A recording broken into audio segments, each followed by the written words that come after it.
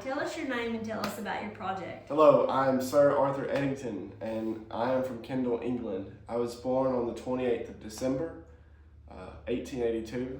I studied at Cambridge University, and I became a physicist, an astronomer, and a mathematician. What were you guys trying to do or find?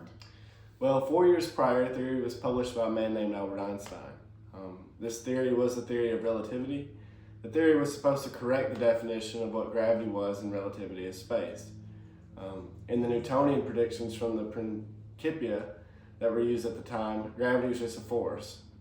Albert Einstein believed it wasn't just a force, but the influence of objects on space itself. Albert Einstein had already completed one experiment that helped prove this theory, the Mercury orbit experiment. One of Albert Einstein's predictions was that light on distant stars would bend and reflect around. So if you would shine a telescope and you would look in the sky, the star would not actually be in that location because the sun's gravity is actually changing and bending that light wave. All right, where did the project or experiment occur?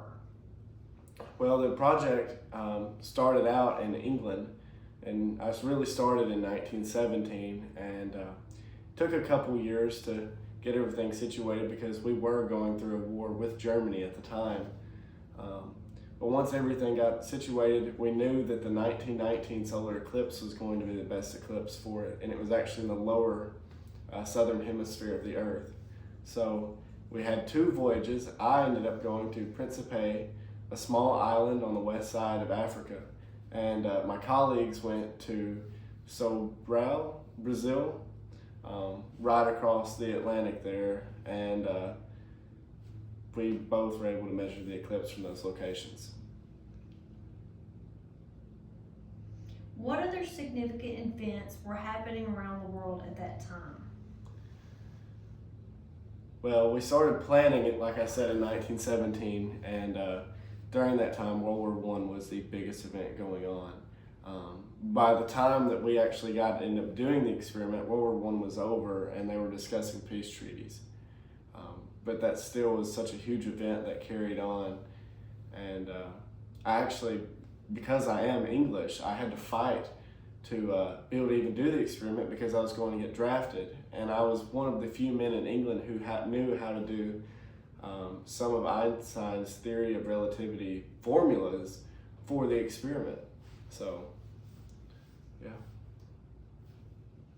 Who else was involved in the project? Apart from myself, some key figures included Charles Davidson and Andrew Cromlin. Those are the guys that went to Sobral for the experiment there. Edwin Cottingham, a really good clockmaker, actually joined me at Principe. Our team also relied on multiple assistants and scientists back in England, some in Oxford, some at Cambridge, to help analyze the plates and make sure that our observations were good. What was your role in the project? I was the lead astronomer for the project, so my role is to oversee the entire project, including planning and trying to fund the expedition, propose the ideas to the British Parliament, and securing equipment.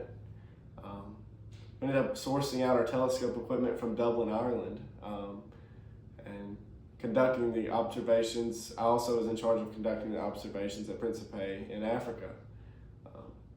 Also played a crucial part in analyzing the photographic plates that were obtained and doing the formulas for the light bending from the sun. What impact did your project have on the physics community? Well, number one, after we got done with it and we created the graphs and showed people, it lined up so much more with the theory of relativity by Einstein than the Newtonian view of gravity. So that immediately set forth a whole new generation of physics progress in terms of we eliminated that and we switched to Einstein's theory. Albert Einstein became a national celebrity after that experiment. Before he was known in the eyes of many physicists, but he became a national celebrity and an icon. So, and another thing that did well with the physics community is it actually international work between physicists became more able to do so. Being English, letting a German working on German's theory, that was very progressive for the time. What were some of the challenges that you faced during the experiment? Well, one of the biggest challenges was actually the weather in Principe. With it being a small island off of Africa, it was very tropical, and we had many clouds. It rained for multiple days before, which in fact we only had to collect a few plates that were even able to be observed at Principe because of the clouds. We were having to wait and see. But and Sobral was the same way. We had a couple more telescopes in Sobral, but those are very difficult. And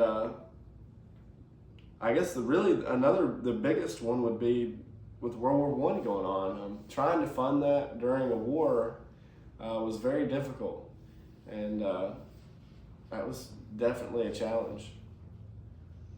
All right, thank you so much. That's it. Thank you.